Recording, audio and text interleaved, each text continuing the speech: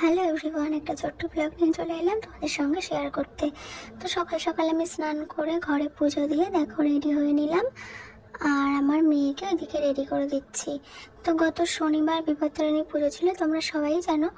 তো আমি সেখানে মন্দিরে পুজো দিতে যাব, ওর জন্য গুছিয়ে দেখো বেরিয়ে পড়েছি মন্দিরে যাওয়ার জন্য। আর এই যে চলে এলাম মায়ের এখানে। তো এখান থেকে মায়ের জন্য সব গুছিয়ে নিয়ে চলে গেছি ভেতরে, গিয়ে ওখানে অঞ্জলি দিয়ে মাকে প্রণাম করে পুজো সেরে চলে এলাম বাইরে।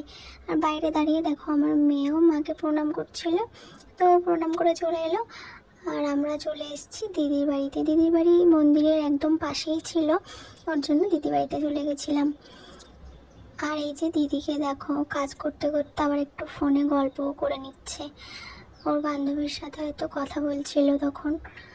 আর এই যে লুচিও করে দিয়েছে দিদি, দিয়ে আমরা খেতে বসে পড়েছি। আর একে দেখো খেতে খেতে আবার একটু ঢং দেখিয়েও নিল, আর সাথে আমার মেয়েও খেতে বসে পড়েছে। তো এই ছিল আমার ভিডিও, এইটুকুই। তোমাদের কেমন লাগলো অবশ্যই জানিও, আর ভালো লাগলে লাইক করে দিও। টাটা।